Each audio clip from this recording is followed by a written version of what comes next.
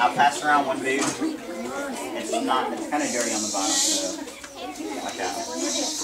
Hey Matt, I have a question for you. At the Kate Center, do they furnish you with this equipment, or is this something you They do. They purchase? furnish you with a bunker coat, pants, gloves, boots, hood, helmet. Not every student can get a pair because the gear is limited due to our budget. Because the coat is just worth $500 alone, and our budget's not so big. So the gear's about 6 years old, which isn't bad at all. So they do furnish it with us, and they only give it to students who are in Fire 2 or who go to state. Okay, so this is a 2-year program? Yes, ma'am. Okay. And those who want to do cosmetology, those who want to cut hair, law enforcement too, police officers are there. I mean, if you want to do it, CTU normally has it. It's a great program. And it's a beautiful campus. I mean, it is so nice. Every time we go, we're like, we want to teach over here. This is so nice. Alright, so do any of you have questions? Yes.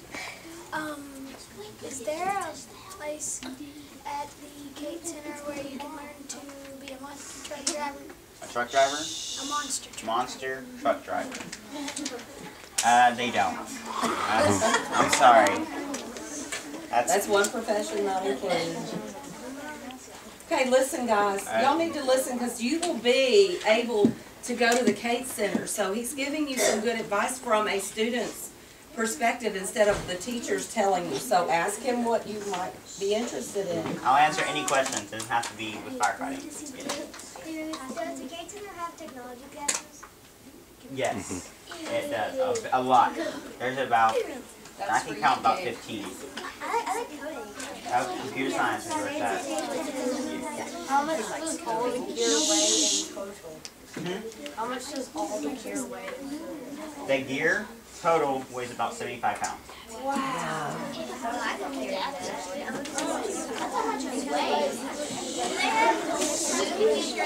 They have Fourth graders. Yes, they do. Yes.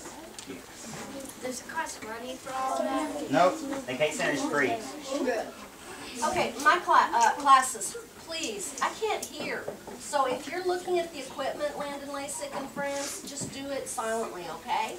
Because we want to hear what Mr. Duckett has to offer. Okay, here. Why would you need a water barrier on your pants if it's a fire? Because we put out the fires with foam or water. Foam smuggles a fire and water cools a fire, putting it out. We get water on us a lot, and we do, it's called overhaul, which is after the burning building is done, it's out. We go inside and we have to check to make sure there's not a fire in the roof or it's not in a wall, and that involves us getting on our hands and knees a lot, and that protects us and keeps us dry. You in the back. The bathrobe didn't get to touch the pants. You didn't. Okay. Remind me, and I'll make sure that you get that. You. How much is all of yours if you were sure you borrow that? How much? Okay, so the price for all of the gear. The helmet is just $500. The coat's $500. A lot of it's marked about $500. You have to normally buy this for cheap. The hood isn't much. The hood's about $20 at the most. I would say it costs about $1,500. So. Okay, Matt, can you tell them, you were telling me that y'all have to pull a dummy. Can you tell them some of the things, the requirements? He's in school, but then once he gets out of school and gets on with, or wants to be hired by our fire department, he has to go through, what did you call it? It's not an obstacle course, It's a but fire academy. It's agility. Agility course, where he has to do certain things. So listen to the things he's required to be able to do. Okay, the agility course contains a 185-pound dead weight dummy, and you have to drag him about 50 yards.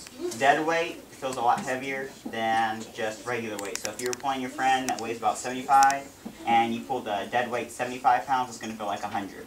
Now, will you have this equipment on while you're doing Yes, that? when you do the course, all equipment has to be on, and your PPE, and that's all of your masks, your oxygen tank, and the oxygen tank alone just weighs 50 pounds, so that adds more pounds. And next we do the ladder raise. The ladder raise is just a 100-foot ladder all the way to the top. You have to climb it, get on the roof, and you have to carry a victim down. The victim doesn't weigh so much because you're so high up, but he's still pretty heavy. And isn't that part timed? Like when you're going up the ladder, you're timed, like you have to get up and down within a certain amount of time. The whole course you have to complete in 10 minutes. So if you do the dummy drag in 20 seconds, that's good. But if you do it in 2 minutes, it's going to hurt you a lot. You also, if you're trying out to be a truck driver, you have to drive 18-wheelers to simulate driving a fire truck. And those aren't timed, but you have to do some really crazy parking. So, you in the back. Is the oxygen tank fire resistant too? Yes, it is. And normally, oxygen tanks that we use are just charred black. It smells like barbecue, so it smells pretty good. Can you put everything on, including the oxygen tank and your mask? How much would that weigh? How much would it all totally weigh? Everything's on. The oxygen, everything. Well, 150 pounds. So, not including what you have on underneath. Yes. If it's like a real fire, what would you do first if it was like 100 stories? If there's 100 stories, well, there's one thing. If you notice when you're in a burning building, they say don't use an elevator. That's normally used for firefighters, but if the elevator, let's say the fire's on the 50th floor, elevator's on the 100th floor, most elevators are fire resistant, but sometimes they get melted because the fire starts near the door. So we just have to climb all 100 stories.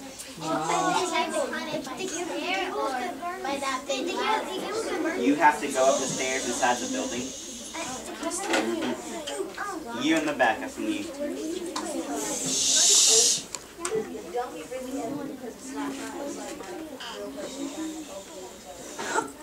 What? Is the dummy really heavy? Like, it can't move at all, and it's really heavy because it's not trying to help you later. Yes. The dummy's extremely heavy.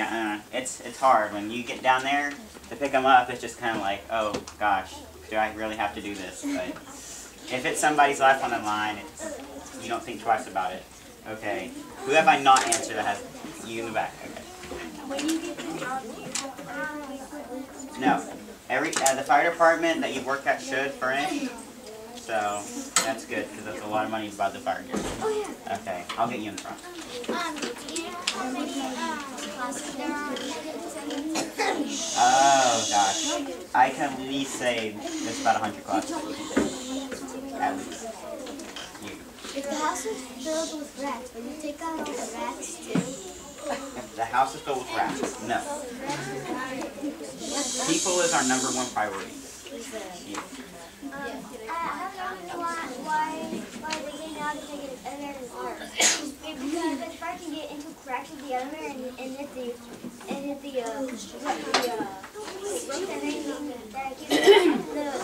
fire might tap the roof. It can, it possibly can, but there's more than one cable holding an elevator. There's also a safety cable that works just like the main cable, just in case the main one snaps or melts. Mr. Duncan, I have a question. So you've got all this gear on, it's heavy, it's hot. What do y'all wear underneath all that? Pretty much what I'm wearing now is what we put on. Something Well, comfy. and if that's what you're wearing, sometimes at the fire department we have a dress code. There, a navy blue shirt that has our fire department on it, and navy blue pants, and black work boots, and that long pants and a long shirt in the summer in Texas. Talk about sweating. And so you'd put, if there was a fire come in, you'd put your gear on top of that. Yes, ma'am. Okay. Is there any type of cooling system inside this to help you stay cool? No, you're sweat. You just, oh my gosh. Oh, bad for you. How do you get like fires from being a fireman? How do you get fired? How do you get fired? Not like burn, but how do you Get your job taken away? Okay, how do Okay, you get guys, fired? listen up, please. Okay, well, sometimes in burning buildings, there might be somebody, let's say a house. A child might be scared, a fireman, or just the fire itself. So if they hide under the bed.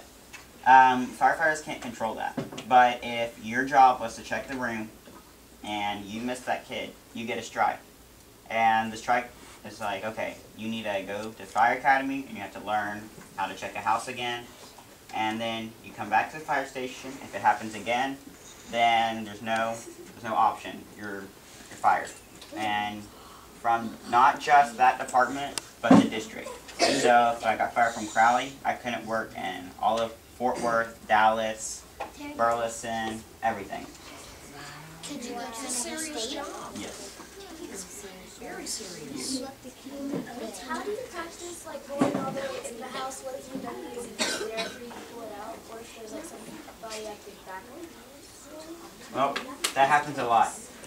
In most fires, people, they're scared. Because it's just like, wow, I'm going to die, is what is always going through their head. So they just try to run from it, which makes it harder for the firefighters. But we're trained to check every place and get them out efficiently. I would just go to the nearest other state where firefighters would look like my city. That's where I would go. And the fire was Farwood. I'm staying at Farwood. Okay. I'll get you in the room. How long can you last in a fire with the oxygen? What they teach us now is that how you breathe before you go. Because when you start running up 100 flight of stairs, you're going to be really tired. Your oxygen, if you're breathing fast, like after you get done running, I can say it would last you about 15 minutes. That's not a whole lot of oxygen, so normally it's get in there, get out. What? Firefighters do. You have it's called a pass device, and it'll go off when your oxygen's low, so that's when you kind of like get out or you're not coming out.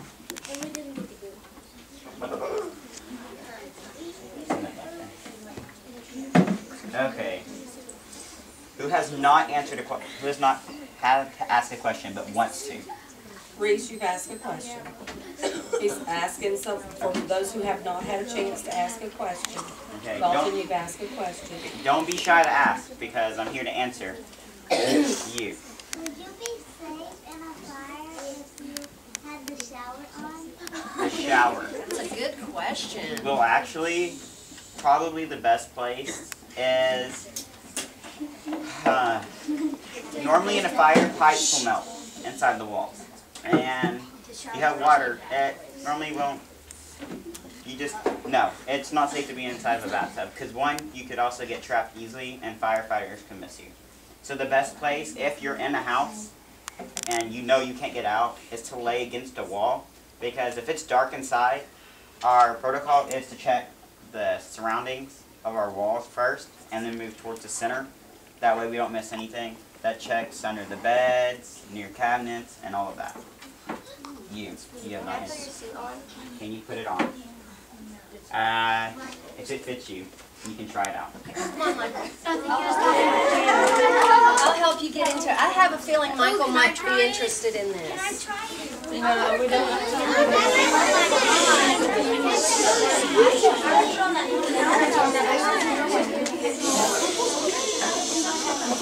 You can hold that 75 pounds. Huh? I heard you bragging you can do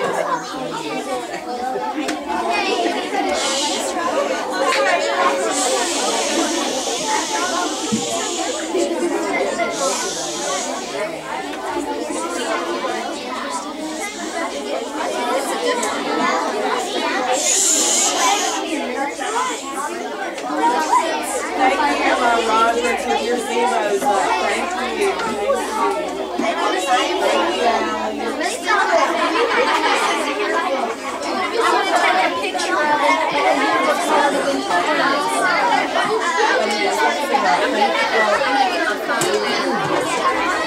you.